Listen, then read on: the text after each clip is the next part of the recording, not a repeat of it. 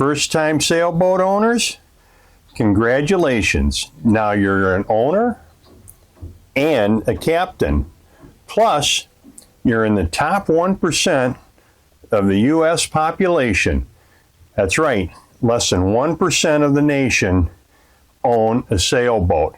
And of that, 92% own sailboats 19 foot or higher. So now, let's have fun. And you know, you may have crewed on a sailboat before, helped with a race, or just gone cruising with friends. But now that you're a captain, it's a whole new story. Not only are you out there to have fun, but you're legally responsible, and as far as I'm concerned, morally responsible for a lot of things now. The safety of your crew, the seaworthiness of your vessel, and a lot more. You know, you're responsible for maintaining the seaworthy of the vessel, maintaining all of its systems, and the safety of yourself, your crew, and any guest. Well, my first tip would be get a safe boating class. I mean, most of them are free. You can take them online. You've got the American Boat Club, which used to be the U.S. Power Squadron, Coast Guard Auxiliary. You could join a yacht club. Personally, now I've taken the online class just for the heck of it. I did that last year. But when I first got into boating, I took the safe boating class with the Power Squadron at that time and the Coast Guard Auxiliary. And the reason I recommend doing it in person is it's a lot more fun. You get to meet people, you get to talk to people about things that you enjoy. You own a sailboat. And a lot of these people may have power boats too. And that's great. You know, this controversy between power boaters and sailboaters, I never really understood that, quite frankly. I mean, we're all out here on the water trying to have fun and enjoy nature. Let's respect each other and help each other out. I mean, I've had a lot of power. I started out in power boating. I had a lot of sailboat friends that helped me out, and now vice versa. You know, so let's try to bridge that gap. Let's eliminate that gap and realize that we're all out here to have some fun. Next thing I highly recommend is get towboat insurance. And there's a lot of companies that do it. I'm not going to mention any of them. I'm not promoting any particular one. There's some regional ones. There's national ones. And you'd really be surprised the number of people who go out, they get boat insurance, you know, through their local carrier, but they don't get towboat insurance. And if you don't have insurance, it could cost, if you get grounded and they determine that it's salvage, it could cost you thousands of dollars to get that done. Where for under $100, I think it's $50 or $60 a year for towboat insurance. Now, I've had it for over 35 years. I've only needed it 3 times. But when you need it, you need it. And it's really going to save you a lot of money and aggravation. So look into getting towboat insurance along with your regular insurance. Now, as an owner, you're responsible for just paying for stuff, okay? The captain comes and says, hey, we need this, we need that. Okay, you go get it. Well, as recreational boaters, you're not only the owner, but you're also the captain. So you're responsible for knowing the systems on the boat. And I don't mean that you have to be a diesel mechanic or an electrical engineer. You just need to understand the basics of all of the systems. And safety is a primary concern. You know, make sure that your safety equipment meets Coast Guard requirements, actually exceeds them. Know the rules of the road. no horn sound signals, and be familiar with that. It's all part of being the captain. The planning, the chart plotter, how to use the VHF. Again, I am surprised at the number of boaters that really don't know how to use their VHF. And it's very easy to do. Like my wife and I get it out here. All right. You know, I have a handheld. Good thing to have on board. So I take the handheld, I go up on shore somewhere. We go to channel 9 or some other channel that's not used a lot. Sherry gets on the fixed base unit here on the boat. She calls me. We talk a little bit. We practice this every now and then. She doesn't use the VHF very often. But in an emergency, she needs to know how to use it just as the captain does. And what I've always recommended and what I try to do is practice things during the good weather. Now, if it's really nice weather, like heaving to, you're not going to get much practice at it, but do it a couple of times. Learn how to do it. Get familiar with all of your systems so that when things do go bad, you don't have to be looking through the manual to try to figure out what to do. You automatically know what buttons to push on the VHF to hail someone or to use a horn, how to change your chart plotter, how to hit the man overboard button, and what to do once somebody does go overboard. You know, you practice these things in the good weather, so when things go bad, like I said, it becomes automatic. And part of that too is just, you know, bad weather, okay, you're not going to go out. Maybe it's even raining out. Well, that's a good time to just get to the boat, poke around in the lazarette, look in the engine compartment, look at your electronics, look at the electric panel, even the marine head.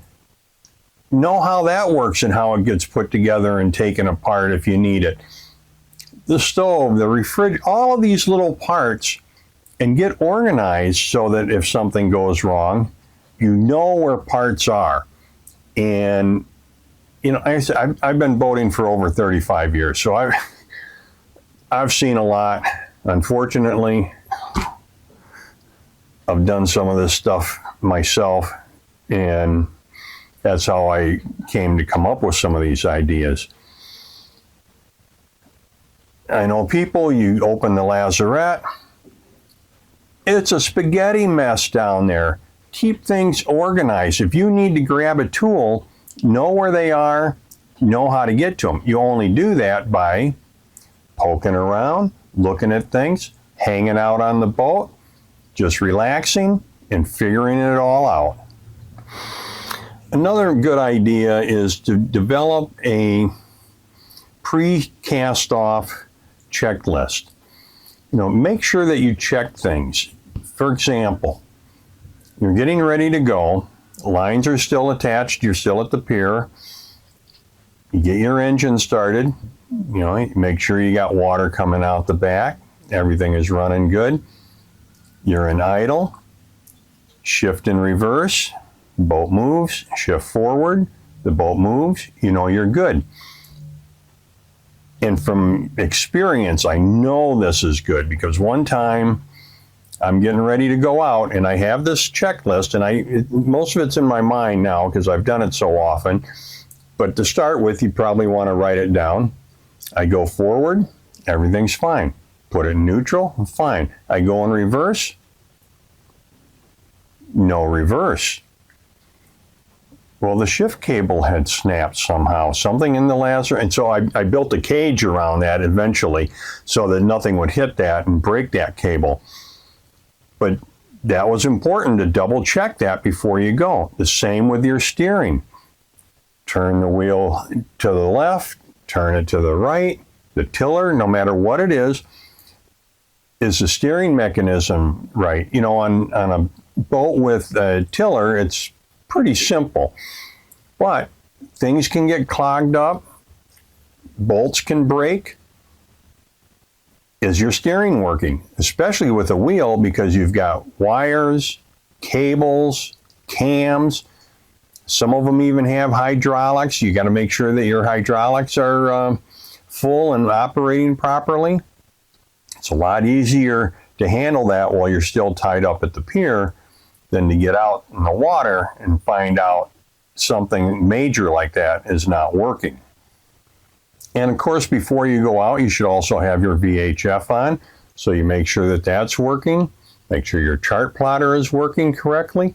And it only takes a couple of minutes to run through all of this and can save you a lot of heartache. And the next big thing is know the weather. And by that, I mean, don't just look at your local TV and they say the weather's fine, you're going to have 8-mile-an-hour winds.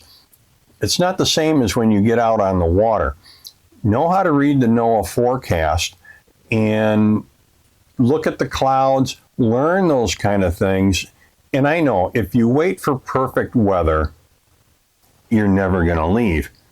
But if you're questionable as to whether you should go out or not, the answer is always don't go, because it's going to be a lot better to be sitting here at the pier saying, gee, I wish I was out there, than to be out there in bad weather saying, gee, I wish I was back at the pier. You're going to have plenty of time to get out there in good weather.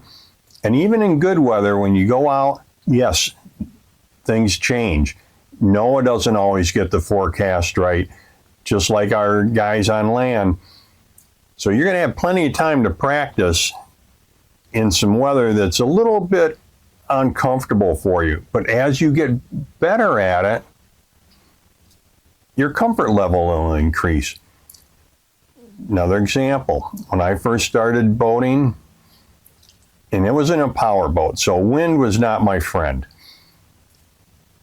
It'd get choppy, but I learned to handle the chop a little bit more so we could go more. Then when I started sailing, wind was my friend, but not too windy. So at first, if the forecast was 10 to 15 knots, great, perfect weather. The forecast was 15 to 20 knots, I might not go.